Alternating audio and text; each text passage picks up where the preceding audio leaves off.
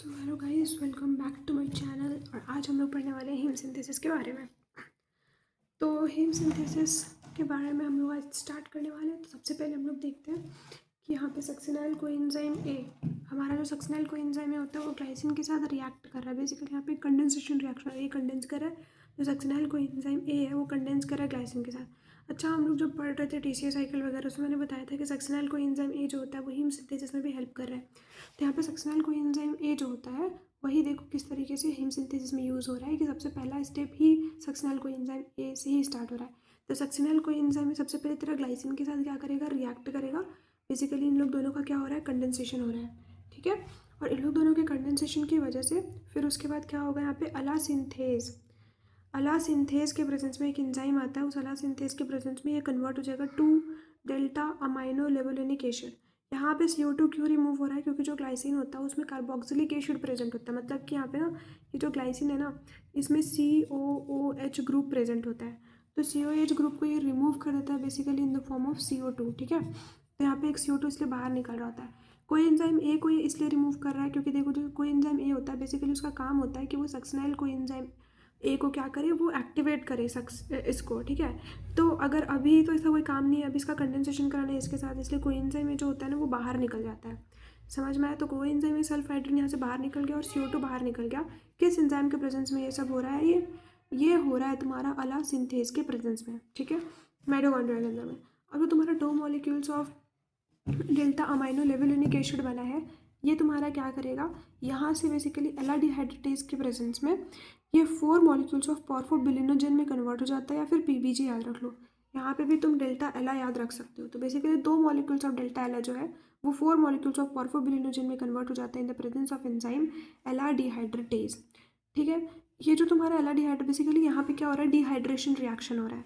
तो इसलिए यहाँ पे क्या मिलेगा, यहाँ पे 2 मॉलिक्यूल्स ऑफ H2O जो होता है बेसिकली वो बाहर चला जाता है।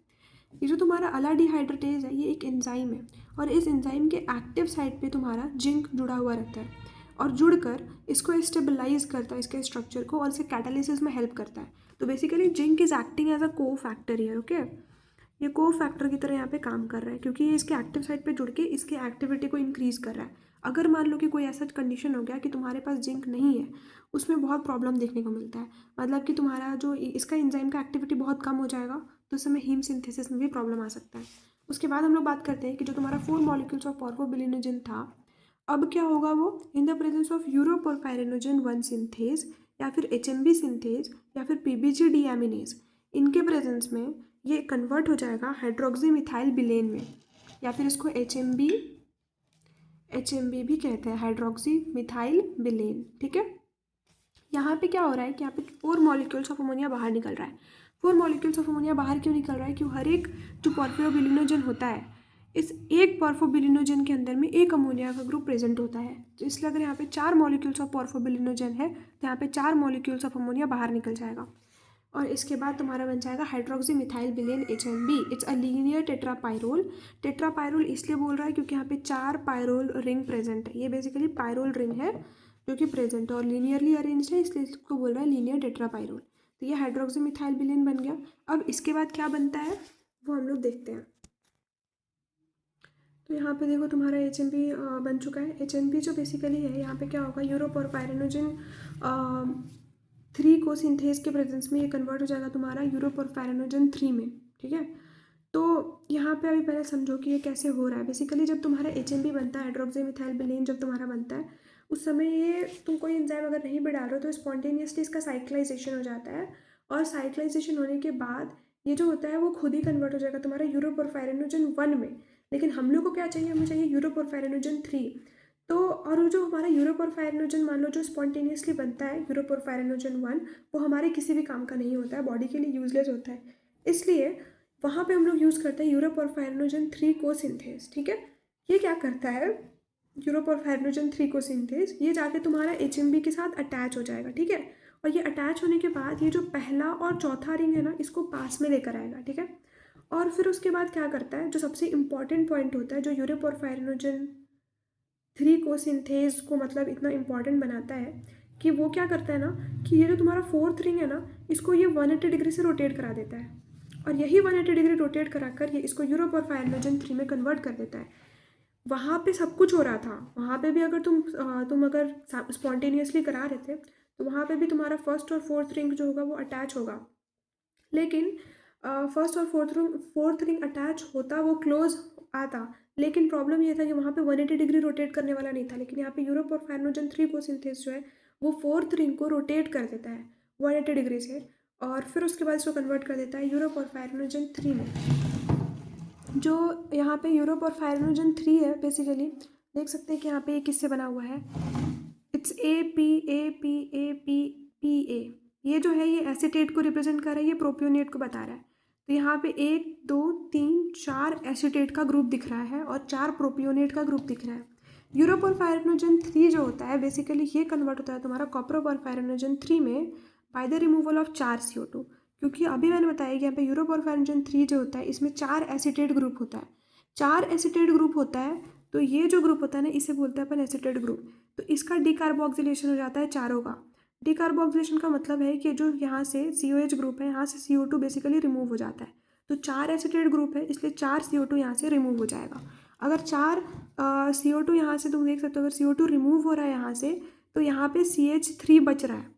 तो यहाँ पे जो मिथाइल ग्रुप है वो बच ही जा रहा है। तो इस मिथाइल ग्रुप को हम लोग रिप्रेजेंट करेंगे M से, ठीक है। तो अब यहाँ पे यूरोप और फाइनोजन 3 में से जो 4 एसीटेट ग्रुप बचा हुआ था उसका डिकार्बोक्सिलेशन करा के हम लोग उसको मिथाइल ग्रुप में कन्वर्ट कर दिए हैं। क्योंकि वहाँ से CO2 निकल गया है तो सिर्फ CH3 बच रहा है, वो हमारा मिथाइल ग्रुप कहलाता है। तो यहाँ पे जो इस को कैटेलाइज करता है वो होता है यूरोप और फाइनोजन डिकार्बोक्सिलेज। उसके प्रेजेंस में तुम्हारा कॉपर और फाइनोजन 3 में कन्वर्ट हो जाता है। और हमारा जो कॉपर और फाइनोजन 3 है, यहाँ से क्योंकि मिथाइल ग्रुप ही बचा हुआ था, तो यहाँ पे अब क्या बचेगा, 4 मिथाइल ग्रुप और प्रोपियोनेट ग्रुप वैसा का वैसा ही है, 4 प्रोपियोनेट ग्रुप। अब यहाँ से जो कॉपर और फाइनोजन 3 होता है, अब यहाँ पे देखो कि ये प्रोपियोनेट ग्रुप बनता कैसे है। ये जो हमारा प्रोपियोनेट ग्रुप होता है बेसिकली ये हमारा होता है CH2 CH2 COOH, ठीक है। एक मिनट रुको फिर से दिखाते हैं।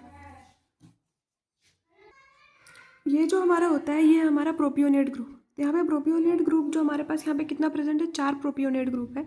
पर यहाँ पे सिर्फ 2 ही प्रोपियोनेट ग्रुप का डिकार्बोक्सिलेशन कराते हैं, मतलब यहाँ से CO2 को बाहर निकालते हैं। तो यहाँ से जब CO2 को बाहर निकालेंगे तो ये ग्रुप बन जाता है, इसको कहते हैं अपन विनाइल ग्रुप।